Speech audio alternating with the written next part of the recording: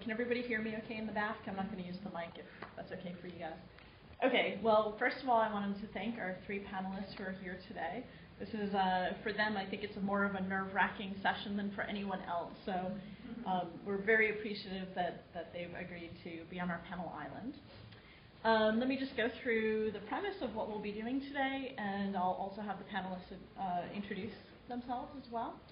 So we've got our three brave panelists, all from agencies. We'll have 3 rounds of questions. The first round of questions will be kind of like a practice round, so everybody will get to answer questions. We'll have a round of voting, but it'll, everybody will sort of just see how it goes, and then the subsequent 2 rounds are actually elimination rounds. I know that's a scary word. And there will be 1 survivor left standing at the end. So the topics will be industry trends, business challenges, things specific to the agencies, as well as collaboration. And these guys are competing against each other to see who gets to stay on the panel. And you are the ones who will decide who is the last person left standing. So at the end of each round of questions, we'll put up a poll. It'll have the information of how you can text in your answers. You can also, if you're connected to the web and that's your preference, you can also vote that way if you'd like. You'll see the results real time on the screen, and then we'll clear it for each round so we can start over again. It's not cumulative. And at the end of the voting for each round, the panelists who had the least number of votes will be invited to exit the island to the front row.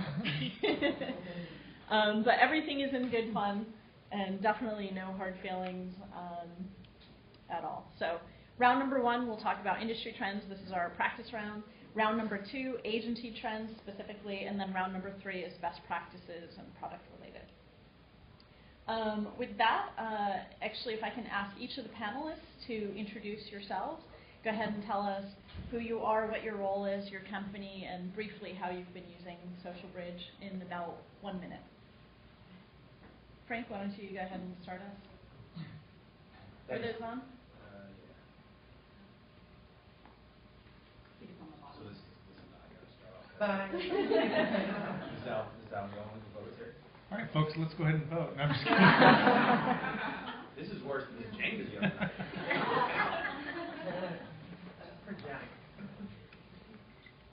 There we go. Slide the button to the right. Sorry about that. You see the little on off.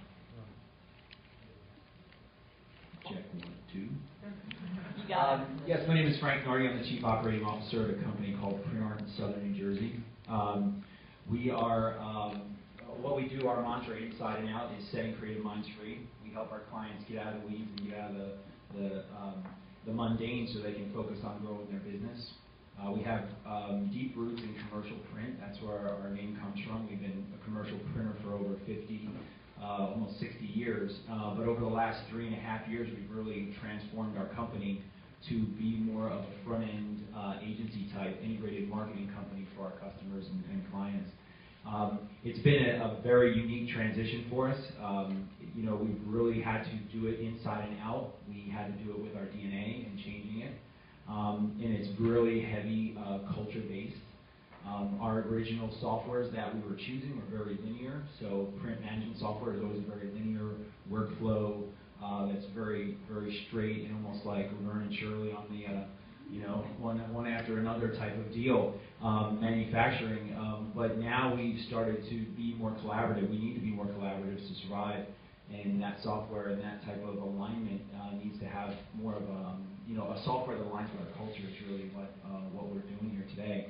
And like I said about going into DNA, we believe that people don't just buy what we do, they buy why we do it. So we've really focused on not just B2B, being business to business, but belief to belief, and put in that setting creative minds free approach for all our customers.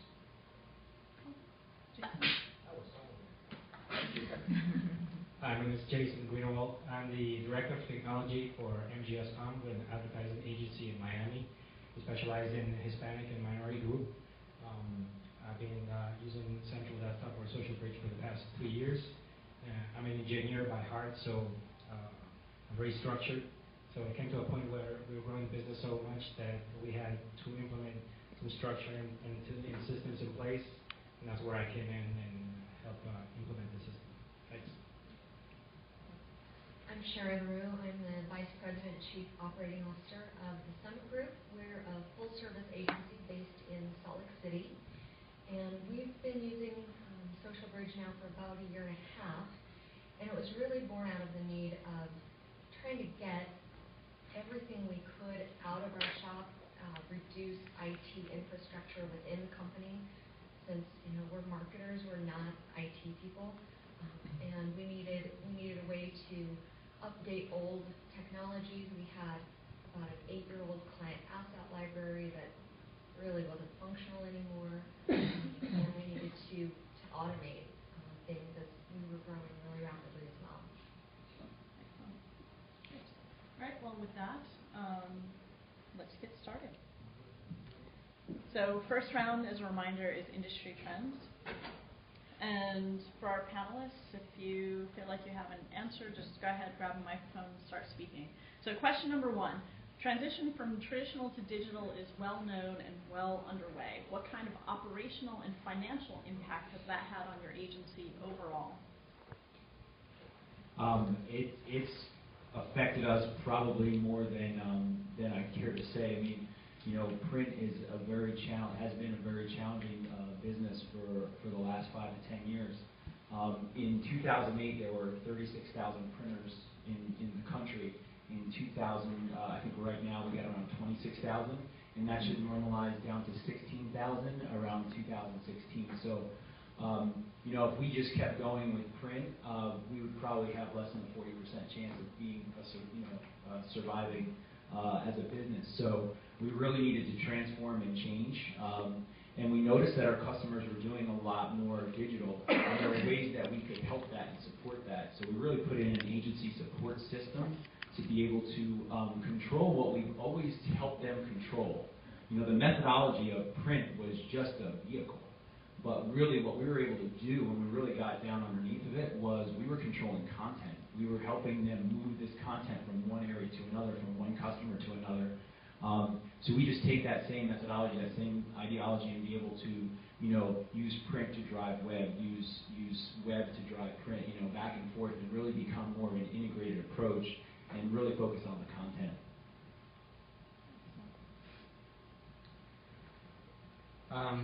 Well, I have a different perspective in terms that I support the business in the part of the operation. So, in essence, the traditional, side of the business the time has been reduced to when you come into digital, instead of thinking of campaigns that last days or or months. You're talking about very short time. So the turnaround has to be very, very quick, and it has to be precise. So you have to have systems in place that can measure all that performance in a very rapid manner. So we have to have systems that measure all that, and that takes a little bit of money into the systems to be able to evaluate correctly. So that's where I come into play, and it has changed. We have to invest more in the technology side to maintain and have the correct data being observed and being pushed out to the clients in a manner that the campaign is driving. So for us, about 6 years ago, we decided, instead of continually outsourcing a lot of the digital kind of projects we were working on, that we should build a digital team within our agency. So operationally, we created a new team. We hired expertise, brought that in-house. We had to create tools and processes. We've gone kind of in fits and starts. We've tried lots of different setups, some that didn't work, some that became very efficient. Ultimately, what we found was, even though we were spending some money to in technology and to get the people up to speed, it's created new revenue sources for us as well. We're even spending some time on our digital team in building some proprietary platforms that we can sell to clients to help them with their businesses, that are very turnkey, and that bring us recurring revenue. So we've even in the 5-6 years we've had digital now in-house, we've transitioned a lot of that from very labor-intensive custom web design into something that's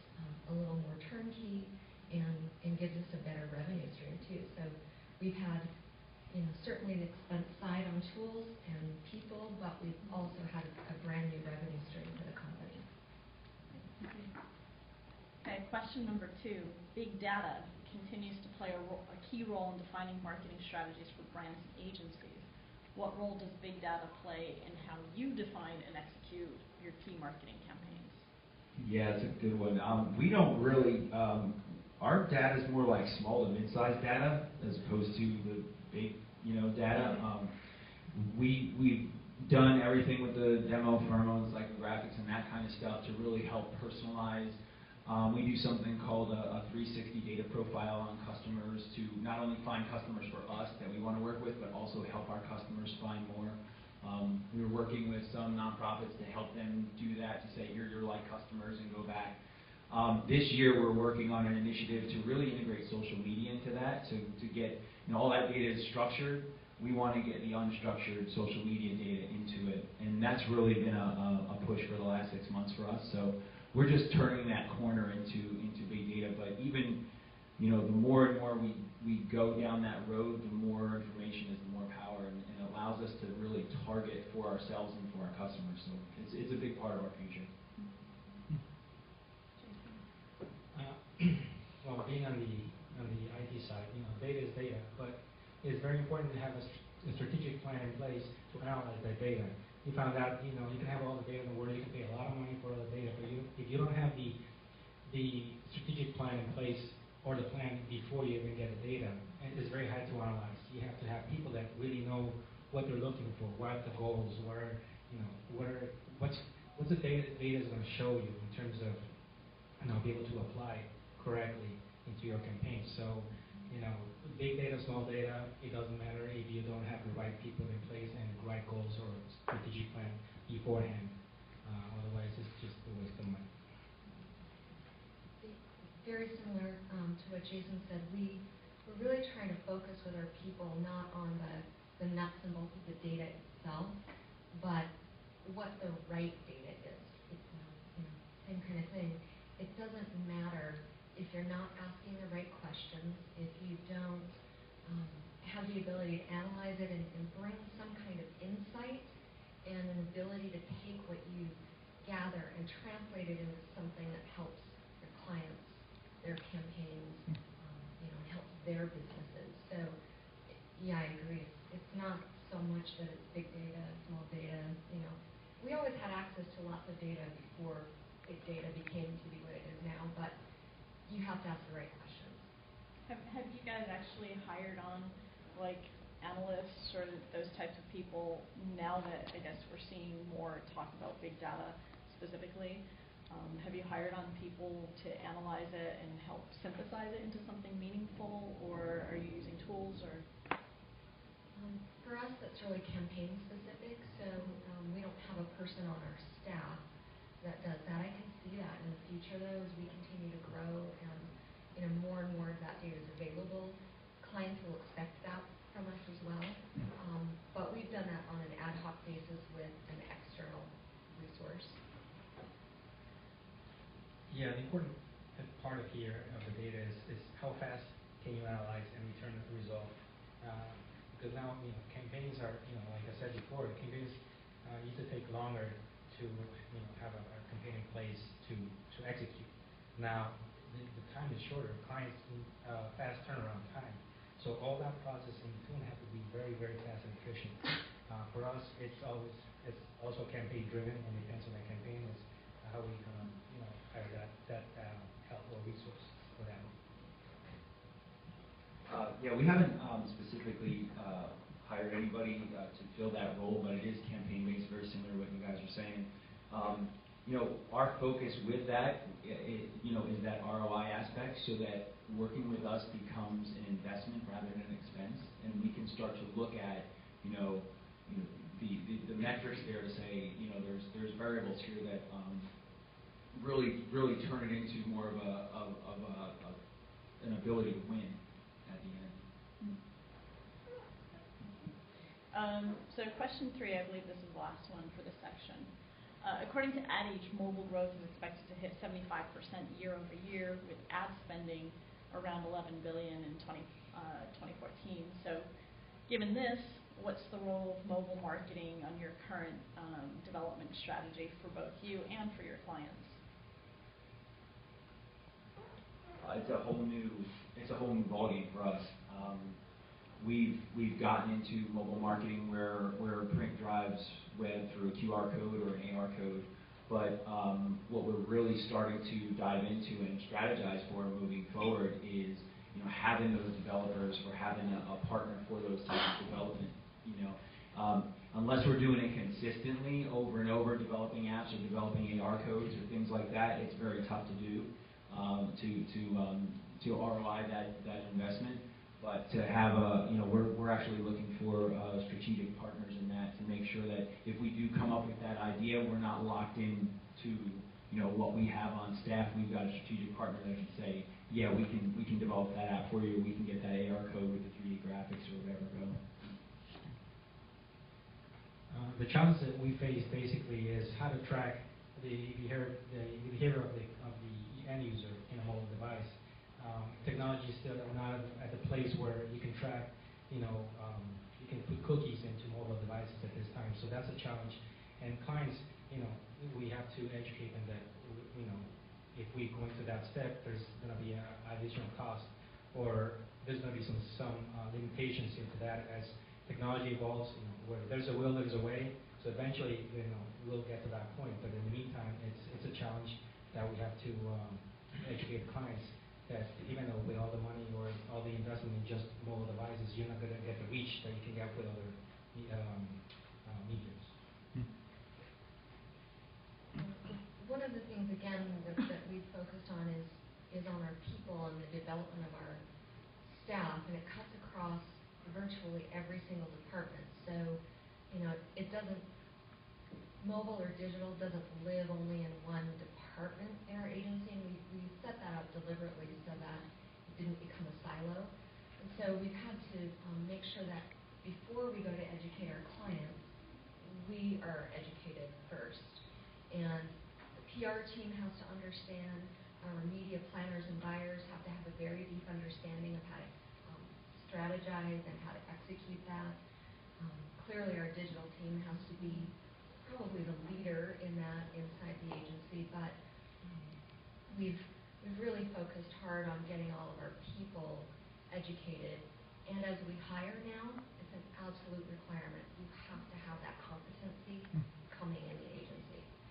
If you don't, you're behind. I mean, we all know that, right? We're behind if you're not developing those skills and keeping them current. But then we go out and start to educate our clients now that we've built that in the agency.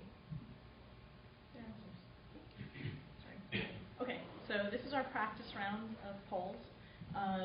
So in order to vote, just text to the code 22333 for anybody who was here in the last session. It's the same code.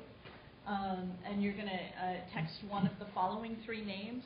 It's Frank N, Jason GR, I'm sorry, Jason G was taken, and Sharon R.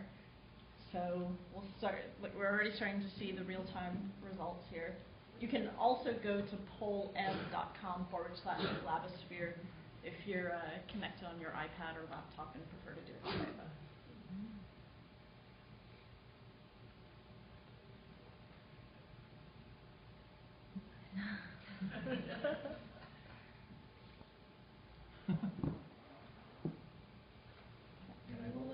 No, there's more movement. You never know. Oh, there you go. All right, looks like it's going to even out about there. Oh, no! More votes coming in. Nice. Okay. So I think we're about set right there. So this is how the rounds will work. We'll basically clear out the results. Next round, now we're keeping track. Now the pressure's on. Oh! Jason's coming back. Nice. Actually, the results are pretty good. You guys are all like kind of neck and neck, so that's pretty good. All right, let's move to agency trends. I think we have a couple of questions here, and then I might take, I know it's a little different, but I might take a question from the audience too, if you guys don't mind, just to mix things up a little, so start thinking up some questions. So what is the single greatest challenge confronting your agency today? Our transformation, really, changing from a traditional commercial printer over to an integrated marketing company, an integrated marketing agency, really, is inside and out. It's day in, day out. It's almost every moment.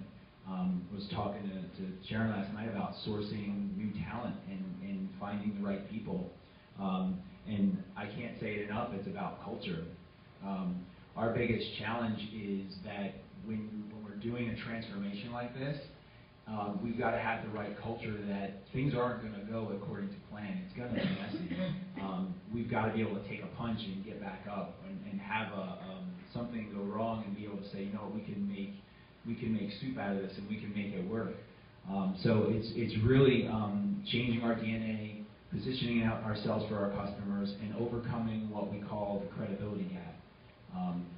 People pigeonhole us and say, "Oh, you're a printer," and then they sort of shut off about what we are and what we can do and what we can accomplish. So we've really looked to, at every touch point, to be able to really go with our purpose first and how and what we do second. So that's really our biggest challenge. For us, would be our biggest challenge is people and integrate them with new technology and new processes. As we come into an era of technology that is technology-driven and speed in itself, it's very critical. The old ways of doing things they have to evolve.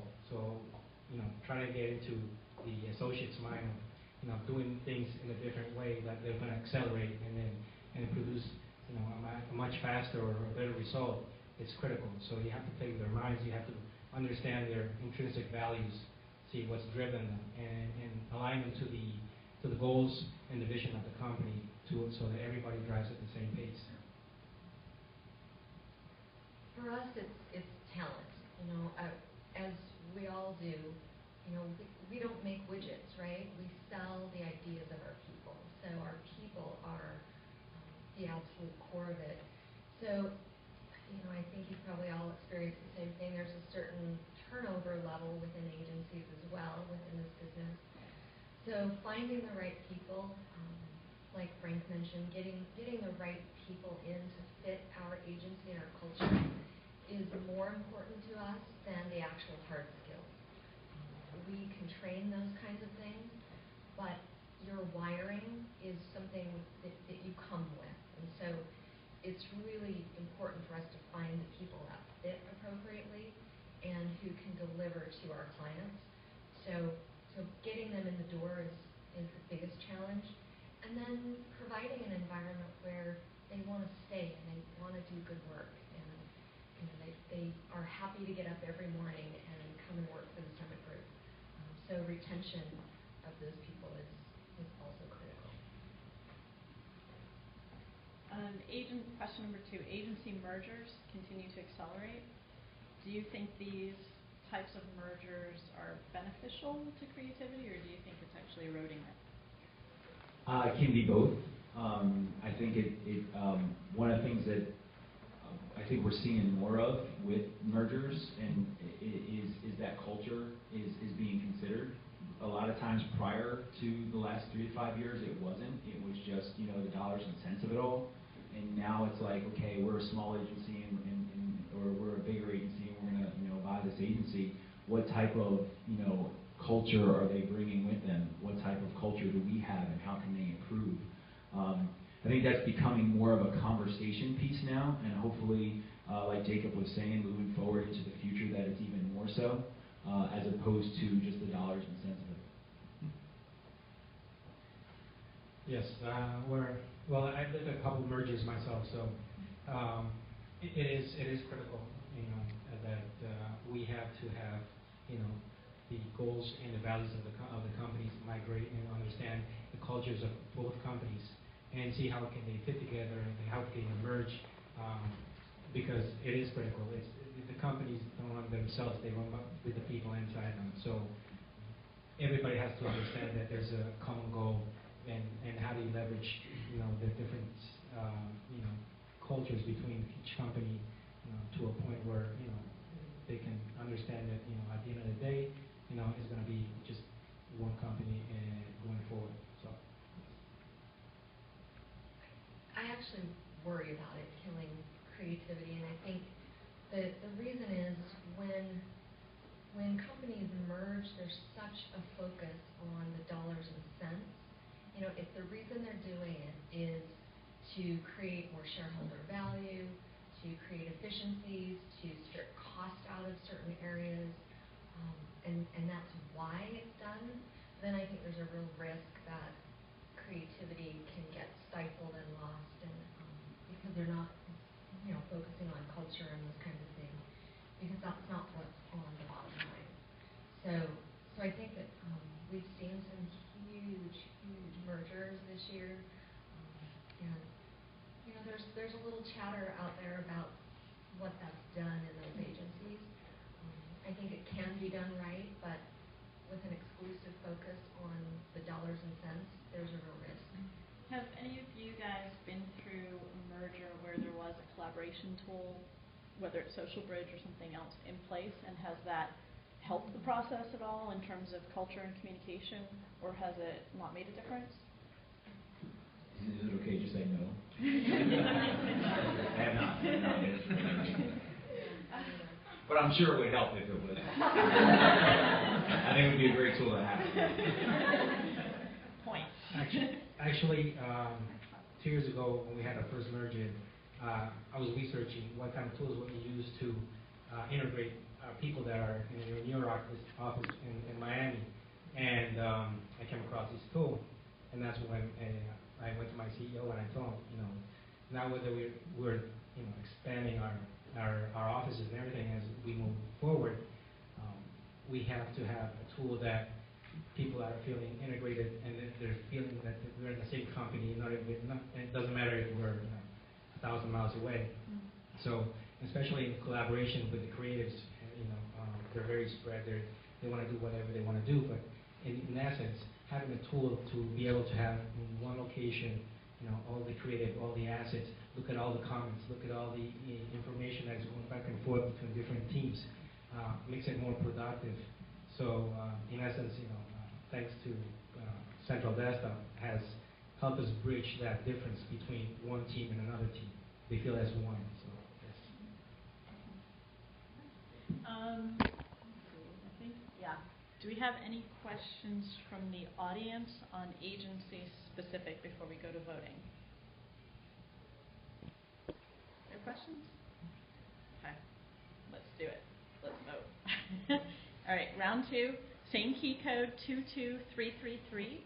Vote for the person you thought gave the best answer. They were saying in the last session we should have Jeopardy music. I would like Mark to hum, but I'm pretty sure he's not going to.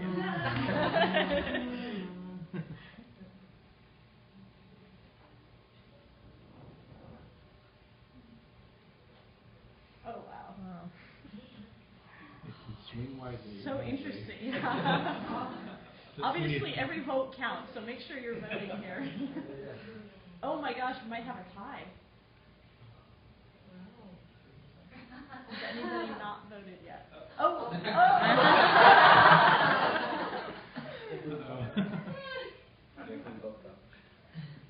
Anybody else putting votes in? This is unprecedented. I'll make something up. I'm not above making something up. No. I'm gonna ask another question. All right, let's clear it. Let me ask one question. I'm gonna ask a tiebreaker question. And I apologize if it's in the next few questions because I don't remember. But have any of you had, in rolling out the system, have you had any group in particular who was really resistant? Hey! It doesn't count now. That's it. That was good. That was it.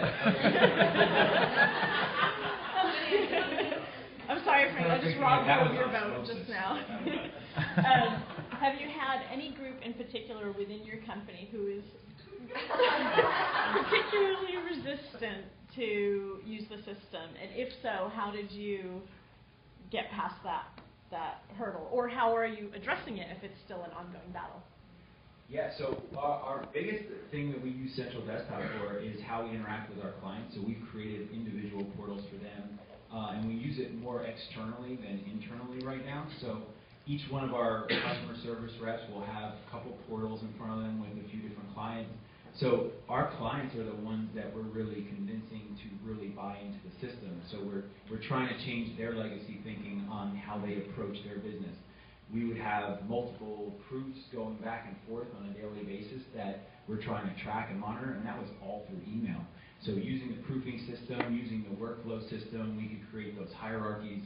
And by doing that and taking all that time off their plate and automating the system, that's the way we did it. We just showed them, and they're like, wow, this is amazing. This is great software for us to use, and this is a whole new way of doing it. So every new client, that's who we've got to convince every time.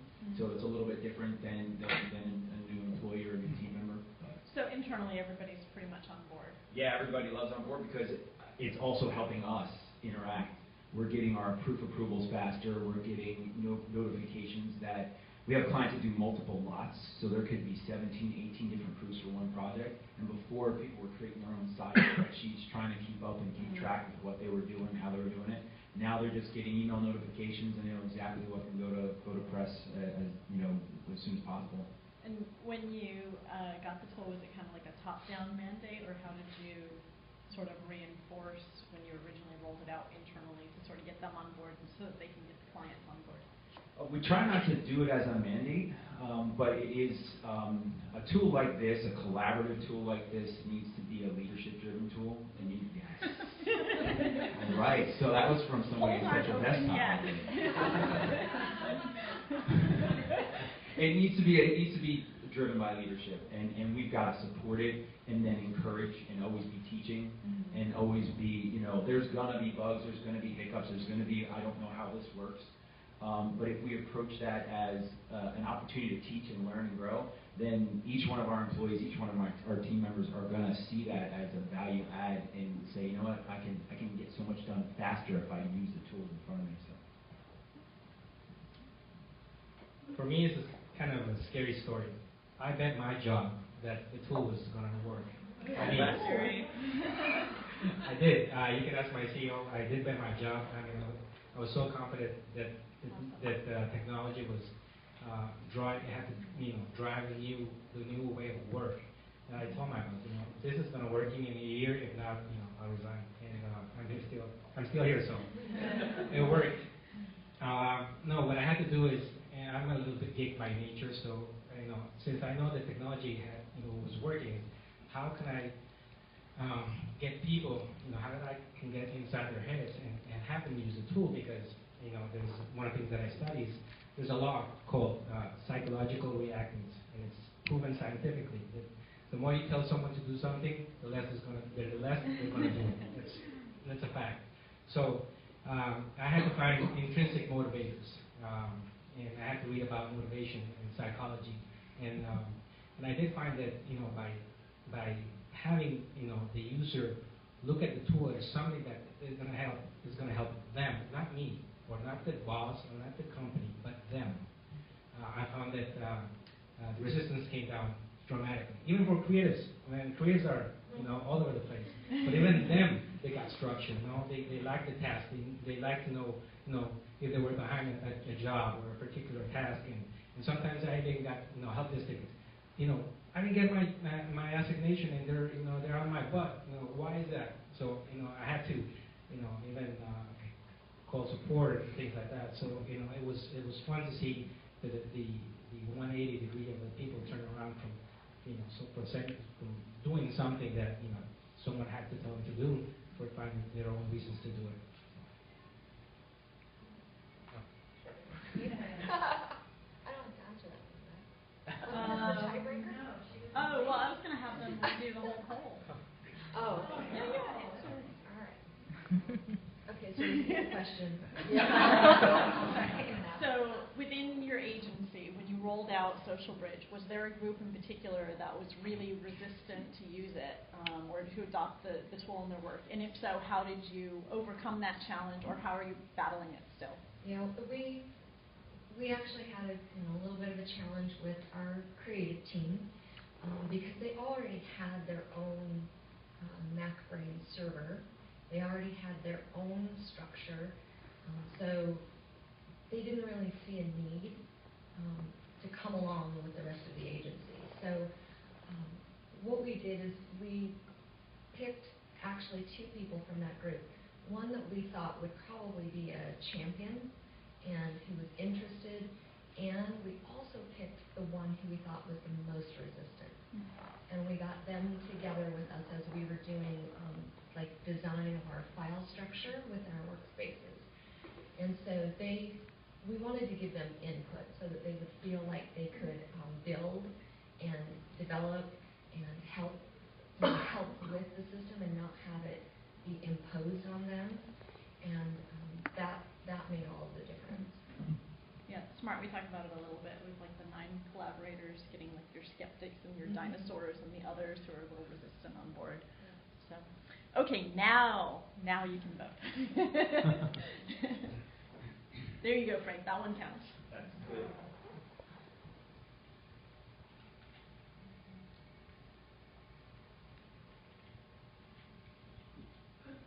Oh my gosh, they're neck and neck again.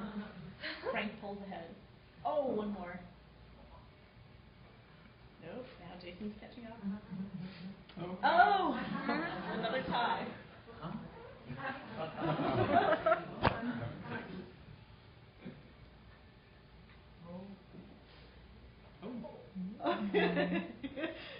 Sharon just died a little bit inside. Thanks. I'm going to give it another second here. Because I have a feeling if I call a winner, something's going to change. Okay, so it looks like Jason, you are safe. Tie between Sharon and Frank. I'm sorry, Frank. Sharon was ahead in the last poll.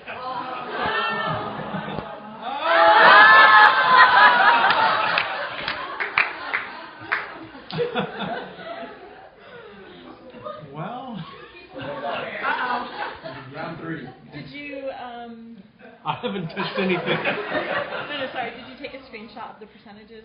I know I haven't yet. Sharon was 42% last time. Do you remember what those guys were last time? Well, maybe we just let them all hang out to the next. You guys, we have to pick. Come on. You can't have your cake and eat it too. Just keep them all. Yeah.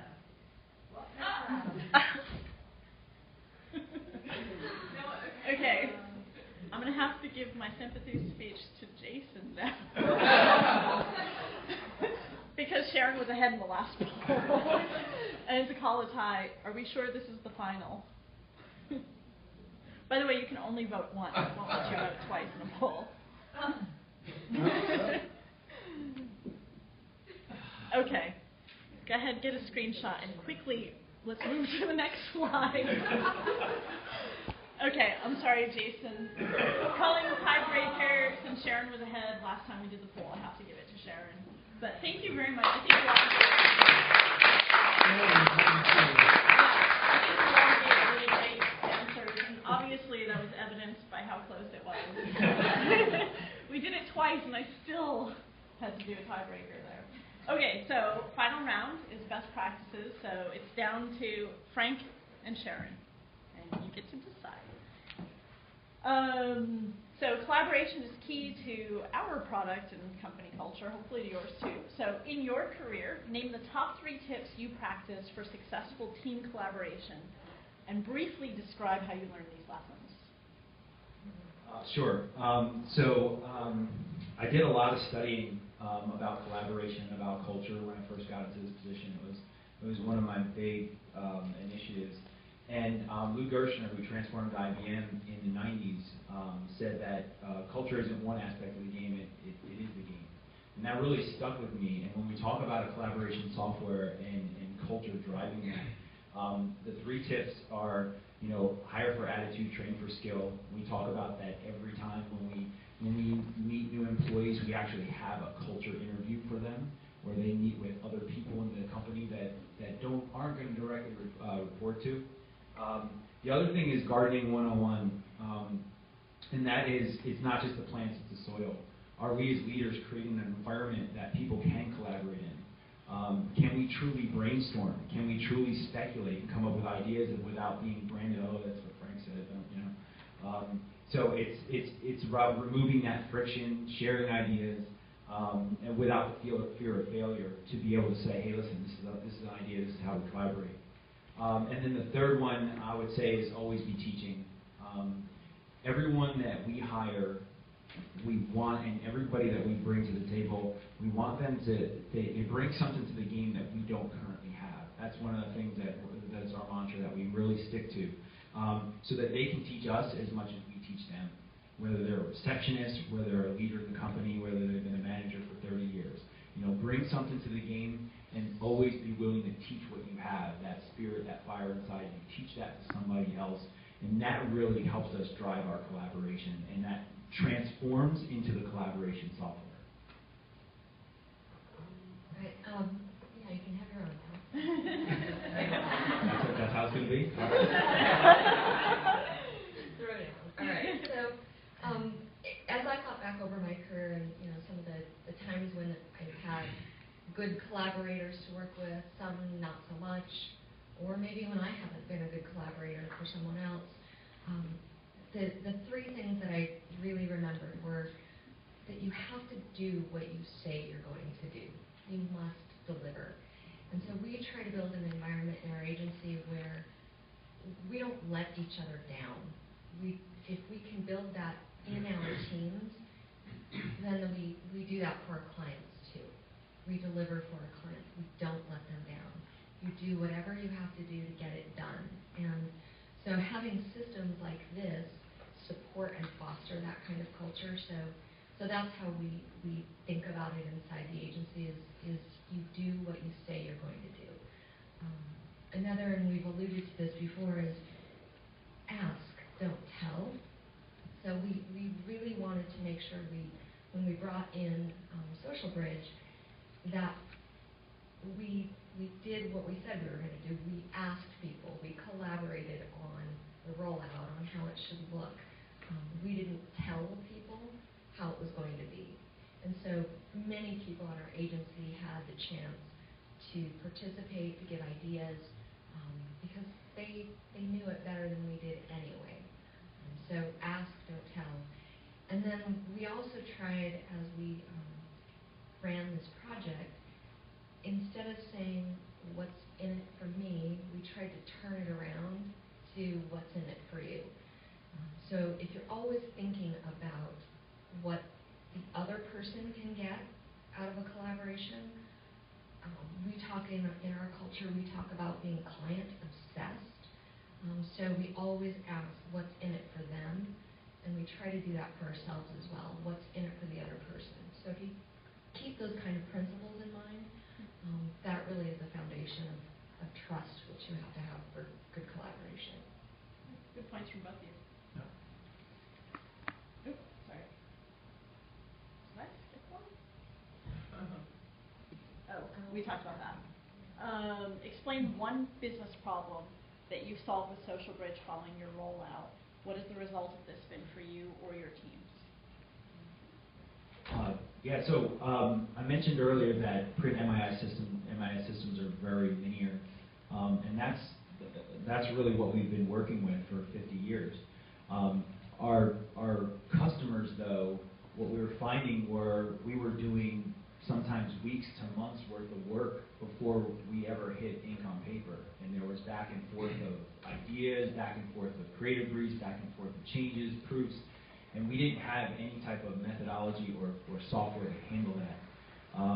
So we really looked for a software like Social Bridge, and once we put that in place, we were able to now monitor, track, keep up to date with the latest proof, the latest update, the latest version of a file. I was telling somebody yesterday, we work with a client that has a coffee cup as one of their main products. They sell coffee. Well, we have 24 to 30 different versions of that coffee cup. Some have steam, some have some are small, some are big, some have a shadow, some don't. And when we get an email from a customer that says, please use a coffee cup in this area, it creates a very big challenge for us. So we've been able to streamline a lot of that. Our proofs going back and forth. Our customers are approving things faster because it's right there in front of them. They don't have to go through all the headaches of trying to convey over the phone or convey through some type of fax that they made all these changes. So it's been a great tool for us to create that communication, and we're looking to, like I said, do it with as many clients as we can in the next year. I mentioned earlier one of our biggest challenges was talent, and being based in Salt Lake is not a huge city. That means it's not a huge market for talent. And so one of our strategies is to be able to find talent and bring it into our agency no matter where that is. So we've expanded remote employees. We have people in 10 different states now. And so I'm searching nationally for talent for all kinds of different positions. But one of the problems when you have that kind of workforce is, how does everybody feel connected? How can they feel part of the culture, even though they're sitting in their bunny slippers, doing their work? And how do they get the practical things they need to get their job done?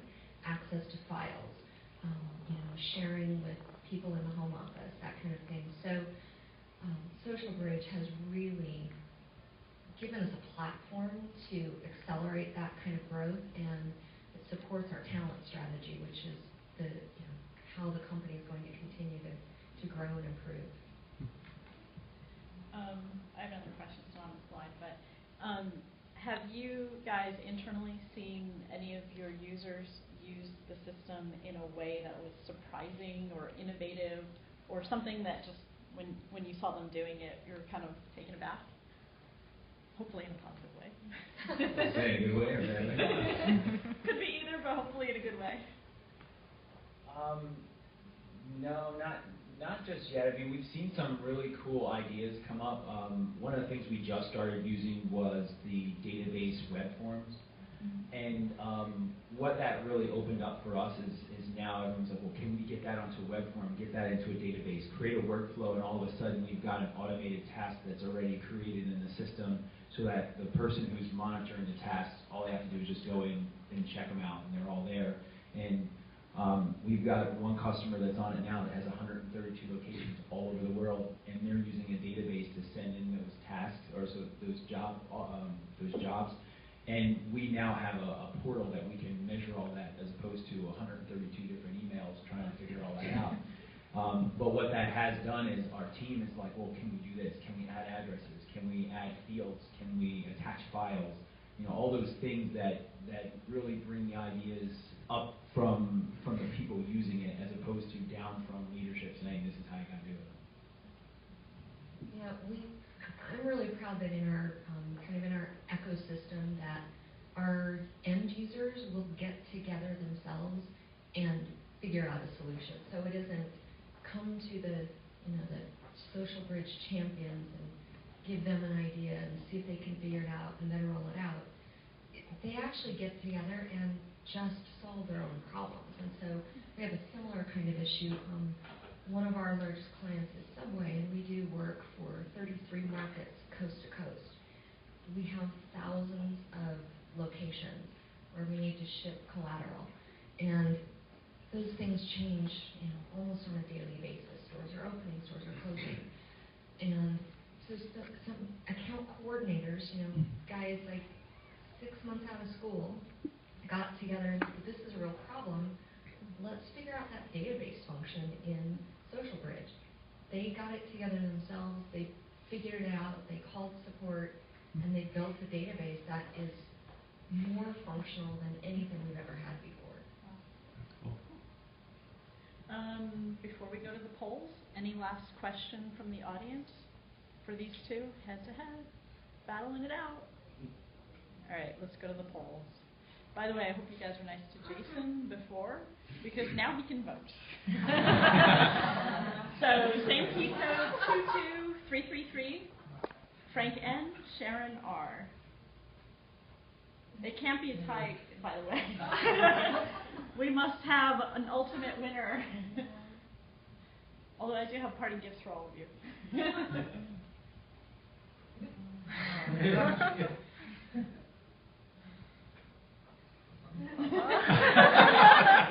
Are you just toying with Sharon? I think you're toying with Sharon.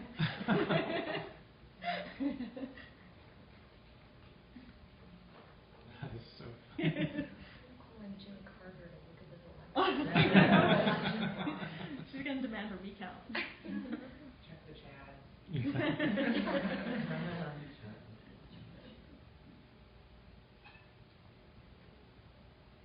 All right, I'm going to give it another few seconds because I have a feeling if I call it, somebody else is going to vote. See? Oh, Sharon's coming back. She's still alive. 4%. Wait. Is that it? Is it 52, 48? By the way, that's pretty good. I mean, you guys all did really well. It was all neck and neck like the whole time. Oh! I didn't say anything.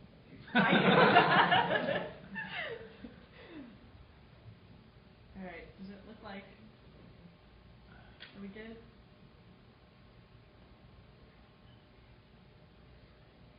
Frank, I would like to congratulate you for being the last survivor, I think, of Panel Island. You just gained 2 more percentage points. Huge round of applause for our winner, Frank, and our panelists, Sharon and Jason. You guys did an awesome job. Thank you very much. All right.